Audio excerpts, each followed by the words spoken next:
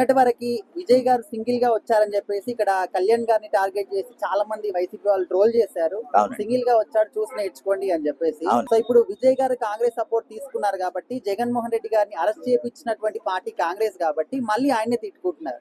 So వీళ్ళ మూడు అనేది ఇట్లా స్వింగ్ ఎందుకు అవుతుందంటారు అటు ఇటు? స్వింగ్ అంటేనండి వైసీపీ వాళ్ళు ఏ అవకాశం ఉన్నా దూరిపోదామని చూస్తారు. వాళ్ళకి ఏంటంటే ఎవరో గెలిస్తే అంటే వీళ్ళ సంబంధం లేదు, వీళ్ళకి అవసరం లేదు. అయితే ఏంటంటే ఇంకా మేమున్నాం, మా సపోర్ట్ వల్లే విజయ్ గెలిచాడని చెప్పుకోవటం వాళ్ళ సునకానందం అనమాట. అది మిగిలిన వాళ్ళు అందరికీ తెలిసినా కానీ వాళ్ళకి మాత్రం అర్థం కాదు. అంటే ప్రతిదీ కూడా వీళ్ళ క్రెడిట్ లో వేసుకోవటం, అది వాళ్ళ నిజంగా చేతకంతనం. అంటే అవకాశవాదం, చేతకంతనం కంటే అవకాశవాదంతో ఏంటంటే ఎక్కడో తమిళనాడులో విజయ్ గెలిస్తే అంటే కొంతమంది ఏంటంటే విజయ్ జగన్ గారు నా ఫోటో చూపించేసి యాక్చువల్ గా వాళ్ళు దేనికో వేరే సందర్భంలో మ్యారేజ్ లో కలిసారు. విజయ్ ఆహ్వానం కాదు లేదా జగన్ ఆహ్వానం కలిసింది కాదు. అక్కడ ఒకళ్ళ మ్యారేజ్ కోసం వెళ్ళారు. ఆ మ్యారేజ్ సందర్భంగా ఇద్దరు ఎదురుపడ్డారు కాబట్టి కలిసారు. ఆ ఫోటో ఉంది. దాన్ని బట్టి ఏదో ఇంకా జగనే ప్రోత్సహించేయటం వల్లే రాజకీయాల్లోకి వచ్చేసినట్టు, విజయం సాధించేసినట్టు ఈ రకంగా వైసీపీ వాళ్ళు చెప్పుకోవటం అంటే నిజంగా వాళ్ళు ఎంత అవసాన దశలో ఉన్నారు ప్రత్యేకంగా చెప్పనవసరం. ఇప్పుడు విజయ్ గారు గెలిచినప్పుడు సింగిల్ గా గెలిచారని చెప్పేసి పొగిడారు, గొప్పగా మాట్లాడారు, అక్కడ వరకు బాగానే ఉంది. ఓకే. సో ఇప్పుడు కాంగ్రెస్ సపోర్ట్ చేస్తుంది అని చెప్పేసి ఈ చిన్నదానికి ఇప్పుడు జగన్ గారి అరెస్ట్ చేసినటువంటి పార్టీ అని చెప్పేసి మళ్ళీ ఆయన్ని తిట్టేస్తున్నారు. సో ఇది ఎట్లా చూస్తారు మీరు? ఇది ఎలా అంటేనండి, అక్కడ తమిళనాడు రాజకీయాలు యాక్చువల్ గా ఇక్కడ ఆంధ్రప్రదేశ్ కి అసలు సంబంధం లేదండి. ఎందుకంటే జగన్ గారు ఏదో అరెస్ట్ చేశారు లేకపోతే కాంగ్రెస్ వాళ్ళు అరెస్ట్ చేశారు అని కాదు. ఆయన చేసిన తప్పులు అన్ని కావు. 32 పెద్ద కేసులు, అంటే దేశం మొత్తం మీద అన్ని ఆర్థిక నేరాలు ఉన్న కేసులు, అంత ఎన్ఫోర్స్మెంట్ డైరెక్టరేట్ ఈడీ జప్తు చేసిన ఆస్తులు ఇంకే ముఖ్యమంత్రి దగ్గర చేయలే. దరిదాపుగా 3800 కోట్లండి జప్తు చేసినాయి. అదంటే అక్కడ ఆధారాలు లేవనే కదా జప్తు చేసినాయి. ఆధారాలు ఉంటే ఒక్క రూపాయి కూడా ఎవరూ తీసుకోవడానికి లేదు, ఎవ్వరూ కూడా తీసుకోవడం లేదు. అటువంటిది ఆధారాల్లో లేని డబ్బు ఇంకా చాలా ఉంది, వేల కోట్లు ఉంది. కానీ ఏంటంటే ఆ వేల కోట్ల డబ్బును కూడా ఇంకా కొన్ని ఆధారాలు కొన్ని చూపించి ఇన్వెస్టిగేషన్ కొంచెం స్లో అవటం వల్ల ఆగింది. కానీ అప్పటికి ఆల్రెడీ వరుసగా 3800 కోట్లు ఈడీ జప్తు చేసింది. ఎన్నో కేసులు 15 నెలలు జైల్లో ఉన్నాడు. అలాగే ఏంటంటే వీళ్ళేదో చేసిన తప్పులకి అక్కడేదో తమిళనాడు ఎలక్షన్లకి సంబంధం లేదు. ఇదిగో మేము చేసాం కాబట్టి, మేము ప్రోత్సహించాం కాబట్టి విజయ్ వచ్చాడు అని వీళ్ళు ఏదో చేతకంతనంతో చెప్పుకోవడం తప్ప యాక్చువల్గా ఏంటంటే విజయ్ ఇండివిజువల్ గా వచ్చాడండి. ఆయనకి ఏదో అనిపించింది, రాజకీయాల్లోకి రావాలనుకున్నాడు. సూపర్ ఫామ్ లో ఉండగా, అంటే దరిదాపుగా 150 కోట్లు రెమ్యూనరేషన్ తీసుకోగలిగే అతిపెద్ద హీరో వాస్తవానికి చెప్పాలంటే.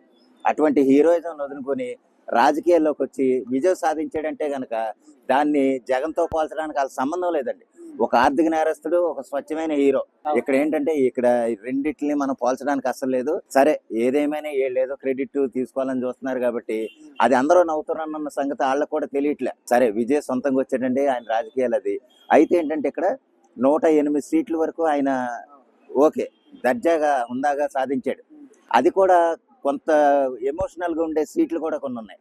అదేలాగా ఆటో డ్రైవర్లని, లేకపోతే మామూలు డ్రైవర్లని, లేకపోతే ఒక కూలి పని చేసుకునే వాళ్ళని, లేకపోతే తన డ్రైవర్ కొడుక్కి ఇదేవటం అని ఎంతో విశ్వాసంతో ఆయన ఎంత కీర్తిస్తున్నారంటే ఇప్పుడు కొన్ని ఆల్రెడీ తిరిగేస్తున్నాడు. ముఖ్యమంత్రిగా కాకపోయినా అఫీషియల్ గా ముఖ్యమంత్రి అన్నట్టుగానే ఆయన ర్యాలీలు అవి మొదలు పెట్టేశారు. చాలా గౌరవంగా ఆయన్ని చూస్తున్నారు. అయితే అక్కడ ఆయన సొంతంగా రావటం, విజయం సాధించడం అది ఒక చరిత్ర కింద మనం చెప్పాలండి.